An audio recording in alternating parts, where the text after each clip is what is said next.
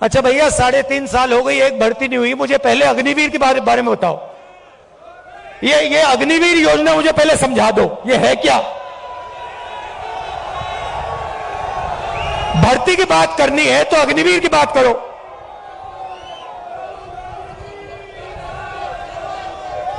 ये कहते हैं, पहले कहते हैं हम देशभक्त हैं, कहते हैं बीजेपी वाले लोग कहते हैं हम देशभक्त हैं। मुझे इनकी देशभक्ति समझाओ। हिंदुस्तान में लाखों युवा सुबह उठ के 4 बजे, ये यात्रा 6 बजे शुरू होती है, ये यात्रा 6 बजे शुरू होती है। इसके बारे में कंप्लेंट आ रही है कि भैया इसको 6 बजे नहीं, इसको 7 बजे शुरू करो। मैं कहता हूं नहीं, मैं नहीं करता, मैं 6 बजे करूंगा। 8 बजे कह रहे हैं। देखो ये 6 बजे चालू होती है। किसान कितने बजे उठता है? 4 बजे। जो सेना में भर्ती होने के लिए रनिंग की प्रैक्टिस करता है वो कितने बजे उठता है? 4 बजे। और ऐसे लाखों युवा सपना देखते हैं, लाखों युवा सपना देखते हैं। किस चीज का सपना? तिरंगे की रक्षा करने का सपना। और लाखों में से वो 4 बजे उठ के दौड़ते हैं। हर स्टेट में सुबह सुबह अगर आप जगो, आप इनको देख सकते हो। कभी उनको रोको, उनसे पूछो भाई क्या कर रहे हो? वो ये नहीं कहेंगे कि हम सेना में जाने की तैयारी कर रहे हैं। वो कहते हैं हम तिरंगे की रक्षा करना चाहते हैं, वो कहते हैं। अब लाखों युवा दौड़ते हैं हर स्टेट में 4 बजे सुबह। उनमें से पहले 80,000, तकरीबन हर साल 80,000 चुने जाते थे। कोई अरुणाचल जाता था, कोई जम्मू कश्मीर, कोई राजस्थान, कोई लद्दाख, कोई ठंड में, रेगिस्तान में, बारिश में अपनी पूरी की पूरी जिंदगी, बच्चे, परिवार, माता पिता, सब कुछ परे करके छोड़ के बॉर्डर पे जाके खड़ा हो जाता था। नहीं, सुनो बात सुनो। वो बॉर्डर पे खड़े होते थे, वहां पे तूफान आ जाए, बर्फ गिर जाए, गोली लग जाए, बम फट जाए, कुछ नहीं। देश के लिए अपना खून देने के लिए 80,000 युवा हर साल सेना में भर्ती होते थे। अब उनको पहले सेना क्या देती थी? सबसे पहले सेना उनसे कहती थी देखो एक दिन ऐसा आ सकता है जब आपको हिंदुस्तान के लिए लड़ना पड़ेगा, शायद आपको शहीद होना पड़ेगा, मगर हम आपको एक बात की गारंटी देंगे कि दुनिया में सबसे बेहतर ट्रेनिंग हिंदुस्तान की सेना को वायु और नेवी। यह पहला वायदा हुआ करता था। यह पहला वायदा हुआ करता था। उन 70,000 कहती थी, हिंदुस्तान की सरकार कहती थी तुम्हें हम बिना ट्रेनिंग दुश्मन के सामने कभी नहीं खड़ा होने देंगे, क्योंकि हम तुमसे प्यार करते हैं, हम तुम्हारा आदर करते हैं, हम तुम्हारे खून की रक्षा करना चाहते हैं। बिना ट्रेनिंग हम आपको कभी नहीं भेजेंगे, मर जाएंगे मगर नहीं भेजेंगे। पहला वायदा। दूसरा वायदा, 15 साल आपको सर्विस मिलेगी। 15 साल आपको सर्विस मिलेगी। अगर आपको इतनी सी भी चोट लगी, इतनी सी चोट लगी उंगली पे, हम आपकी रक्षा करेंगे। जो भी आपको चाहिए हम आपको दे देंगे। यह था दूसरा वायदा। तीसरा वायदा, आपने इस देश के लिए अपना पूरी जिंदगी दे दी, पूरी की पूरी आपने जिंदगी दी। आपने अपने बच्चे दे दिए, माता पिता दे दिए, परिवार दे दिया, अपने सारे के सारे सपने दे दिए इस तिरंगे को रक्षा करने के लिए। ठीक है, हम आपको पेंशन देंगे। और जब आप गांव में वापस जाओगे, जब आप गांव में वापस जाओगे तो हम आपको एक्स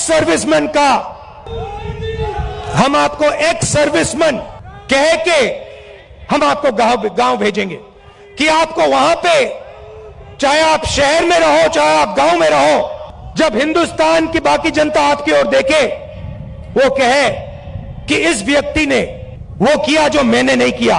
इस व्यक्ति ने अपनी जिंदगी इस देश को दी, अपना खून इस देश को दिया, अपने सपने इस देश को दिए, और इसीलिए मैं इसका आदर रिस्पेक्ट करूंगा। 3 वायदे हिंदुस्तान की सरकार, जनता अपनी सेना और अपनी नेवी के हर व्यक्ति को। अग्निवीर योजना ने, नहीं सुनिए, अग्निवीर योजना ने ये तीनों के तीनों वायदे तोड़ दिए हैं। अग्निवीर योजना क्या कहती है? उन्हीं 70,000, उन्हीं लाखों से कहती भैया 80,000 तो नहीं लेंगे, 40,000 लेंगे। और वो जो 15 साल की बात थी, वो जो सर्विस की बात थी, उसे भूल जाओ। 4 साल बाद, पहले 80,000 लिए जाते थे, 4 साल बाद हम वापस भेज बस हम रखेंगे 25% को हम रखेंगे, बाकी को हम छोड़ देंगे, आप लोग जाइए बेरोजगार हो जाइए। अच्छा, जो पहले हम ट्रेनिंग देते थे, जो सैनिक को तैयार करने में 5, 10, 15 मिसाइल चलाने में, चलाने, हथियार को ठीक से चलाने में जो उसको भूल जाइए। सिर्फ 6 महीने की ट्रेनिंग की जरूरत है, 4 साल बाद घर वापस। नरेंद्र मोदी जी ने और बीजेपी उठाता हूं तो कहते हैं सेना के विरोध बात कर रहा हूं। मैंने बोला था प्रेस के मित्र हैं, ये भी उनकी बात करते हैं कि देखो भैया, समझ गए आप, मैं सेना की बात उठा रहा हूं। मैं कह रहा हूं कि 15 साल आप सर्विस देते थे, 80,000 युवाओं को देते थे, पेंशन देते थे, अब नहीं दोगे। पहले ट्रेनिंग देते थे, सालों के लिए ट्रेनिंग देते थे, अब 6 महीने की ट्रेनिंग दोगे। अग्निवीर योजना वो लाए और मैं सेना के खिलाफ बात कर रहा हूं। मैं सेना की रक्षा कर रहा हूं, मैं सेना का आदर कर रहा हूं। और भाइयों और बहनों, एक और बात, जब वो युवा सड़क पे दौड़ते हैं, लाखों दौड़े, जब उन्होंने सरकार से कहा सरकार से कि भैया ये अग्निवीर योजना हमें अच्छी नहीं लगी, हम आर्मी में देश की रक्षा करना चाहते हैं, तो फिर क्या किया? सरकार ने कहा कि इनके अगर चेहरे कैमरा पे आ गए, जो धरना दे रहे के चेहरे कैमरा पे आ गए, तो इनको कोई नौकरी नहीं मिलेगी। और धमकाया उनको, बाहर मत आओ, तुम्हें सरकारी रोजगार नहीं मिलेगा। मैं चला हूं, 3000 किलोमीटर चला हूं, वो सारे के सारे युवा मुझसे मिल रहे हैं, सारे के सारे कह रहे हैं कि हमारा सपना तोड़ दिया, हमारा भविष्य बर्बाद कर दिया। छुपाई नहीं जा सकती बात। हरियाणा 10% हरियाणा लोग देते हैं, आप देते हैं। हरियाणा का हर युवा जानता है, अग्निवीर का मतलब युवा जानता है, हर सैनिक जानता है, यह सच्चाई है। अच्छा, अग्निवीर को छोड़िए, 2-3 और रास्ते हैं। लिए अग्निवीर योजना, वो 3 काले कानून थे। जो सेना के लिए अग्निवीर है, वो किसानों के 3 कानून थे। सारे के सारे किसान खड़े हो गए, काले कानूनों के खिलाफ खड़े हुए, आप सब खड़े हुए, हम खड़े हुए, याद। और जब किसान खड़े हुए, नरेंद्र मोदी जी ने क्या कहा? गलती हो गई, मुझसे गलती हो गई, नरेंद्र मोदी जी कहते हैं, गलती हो गई। सर्दी में, ठंड में बाहर बैठा था, तब आपको गलती पहचानने में 700 शहीद हो गए। किसानों को उग्रवादी बताया था, यह सच्चाई है। नहीं भैया, देखिए, चाय बेचने वाले बहुत जानते हैं, बेचने वाले बहुत कुछ जानते हैं। तो देखिए, फिर बीजेपी वाले लोग कहते हैं, मैं देखिए बीजेपी वाले लोग कहते हैं कि देखिए ये जो यात्रा का क्या फायदा, यात्रा कन्याकुमारी से कश्मीर, भारत जोड़ो यात्रा क्यों की जा रही है? मैं आपको बताता हूं, क्योंकि इन्होंने पूरे देश में डर और नफरत फैलाने का काम किया है। जहां भी ये जाते हैं, चाहे वो नोटबंदी हो, गलत जीएसटी हो, इनकी सब योजनाएं डर फैलाती हैं, डर फैलाते हैं और फिर उस डर को नफरत में बदल देते हैं।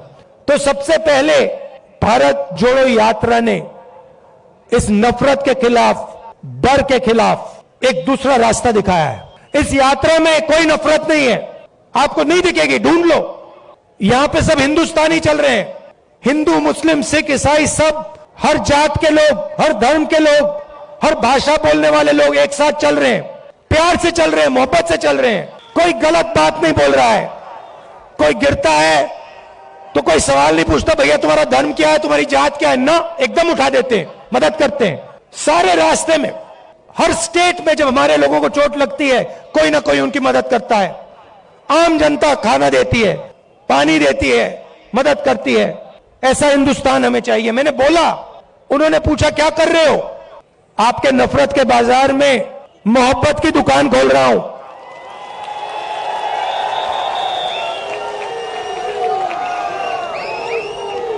नफरत के बाजार में मोहब्बत की दुकान सिर्फ मैं नहीं खोल रहा हूं, करोड़ों हिंदुस्तानी खोल रहे हैं। आप लोग खोल रहे हो। ये देखो, मैं टी शर्ट पहना हूं, ये तो शर्ट भी नहीं पहने। तो इस यात्रा ने नफरत को मिटाने का काम किया है। मेरे पास कुछ दिन पहले एक आदमी आए मेरे साथ, चले, कहते हैं राहुल जी मैं आपको कुछ कहना चाहता हूं। मैंने कहा क्या? कहता है मेरे भाई के साथ मेरी लड़ाई थी, सालों उससे मैंने बात नहीं की, आपकी यात्रा आई, मैंने कहा क्यों ना मैं अपने भाई से बात करूं। और मैंने अपने भाई को फोन लगाया और मैंने कहा भाई अब मैं तुमसे लड़ना नहीं चाहता हूं, मैं तुमसे लड़ना नहीं चाहता हूं, चाहे कुछ भी हो जाए मैं तुमसे लड़ना नहीं चाहता हूं। और उसके भाई ने उसे कहा मैं भी तुमसे नहीं लड़ना चाहता हूं। जाके वो गले मिल गए। और ये पूरी यात्रा में हो रहा है। बहुत सारे लोग मेरे पास आए, मेरा पुराना मित्र था, उससे मैं लड़ गया, मैंने उससे दोस्ती कर ली। मेरा भाई था, मैंने उससे दोस्ती कर ली। तो सचमुच में ये यात्रा भारत को जोड़ने का काम कर रही। वो मीडिया नहीं दिखाती। भैया भैया कैसे दिखाएंगे बेचारे? भैया एक बात बताओ, भैया एक बात बताओ, आप देखो, आप समझो बात। आप कभी घोड़े पे बैठे हो ना? घोड़े पे लगाम होती है ना, अगर आप लगाम को इधर करोगे तो उधर जाएगा ना वो, अगर उधर करोगे उधर जाएगा ना वो। लगाम लगी हुई है भाई। वो कभी इधर खींचे वो उधर भाग जाते हैं, कभी उधर खींचे उधर भाग जाते हैं। मगर एक बात है, घोड़े के ऊपर मोदी जी की फोटो जरूर दिखेगी, वो तो दिखेगी। तो भैया अब बेचारे के ऊपर लगाम लगा हुआ है, वो क्या करें? उनकी गलती नहीं है, इनको भी जीना है, खाना खाना है, बच्चों की देखभाल करनी है, करनी तो है ना, सही बात है। तो ये देखो, ये मुस्कुरा रहे हैं, देखो ये मुस्कुरा रहे हैं, कह रहे हैं हाँ भैया बात सही, भैया को कह रहे हैं, देखो बोल रहे हैं हाँ बात तो सही की। तो हम समझते हैं कि आपके ऊपर आपके लगाम लगा रखी है, और हम जानते हैं कि हम जानते हैं कि आप सच्चाई को पहचानते हो, सच्चाई बोलना चाहते हो, मगर मुश्किल है, चलता है, हो जाएगा काम। तो दूसरी बात, भारत जोड़ो यात्रा का दो और लक्ष्य हैं। एक नफरत के खिलाफ खड़ा होना, एक हिंदुस्तानी को दूसरे हिंदुस्तानी से जोड़ने का काम, मोहब्बत फैलाने का काम, ये यात्रा का लक्ष्य है।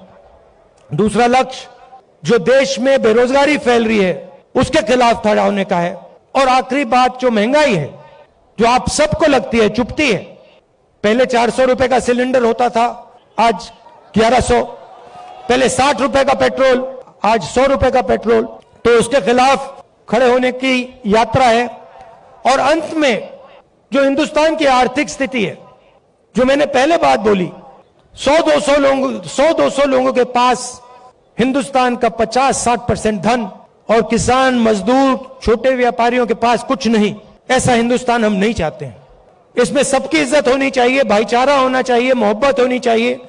मिलकर यह देश आगे जा सकता है, किसी का भी मुकाबला कर सकता है, किसी भी देश का मुकाबला कर सकता है। तो यह हमारा लक्ष्य था, और आपने इतना समर्थन दिया, इतना प्यार दिया, इसके लिए मैं आप सबको धन्यवाद कहना चाहता हूं। आखिरी बात, एक मैंने सोचा, अभी बोल रहा था तो मैंने सोचा, देखिए आप सबके पास भाई बहन रिश्तेदार हैंगे ना? मजदूर गरीब आदमी, बिल्कुल उस गरीब मजदूर आदमी के बारे में, उसके बारे में बोलूं। न्याय योजना का नाम सुना आपने? 2019 में हम एक योजना लाना चाहते थे, न्याय योजना। हर गरीब व्यक्ति के बैंक अकाउंट में 72,000 रुपए साल के सीधा बैंक अकाउंट में, गरीब मजदूरों के बैंक अकाउंट में, गरीब किसानों के बैंक अकाउंट में, सबके बैंक अकाउंट में। तो अगर हमारी सरकार आएगी तो हम ये योजना लाएंगे। हाँ, तो आप सबका दिल से धन्यवाद करना चाहता हूं। और देखिए, जैसे वो व्यक्ति मेरे पास आया था, उसने कहा था मुझे कि मैंने अपने भाई से फिर से रिश्ता बना दिया। आपके भाई हैं, कभी कभी लड़ाई हो जाती है, रिश्तेदारों से लड़ाई हो जाती है, दोस्तों से लड़ाई हो जाती है, आप जाके उनको फोन कीजिए, उनसे कहिए आप भी हिंदुस्तानी हो, मैं भी हिंदुस्तानी हूं, आप मेरे भाई हो, मैं आपसे लड़ना नहीं चाहता हूं, लड़ाई बंद कीजिए।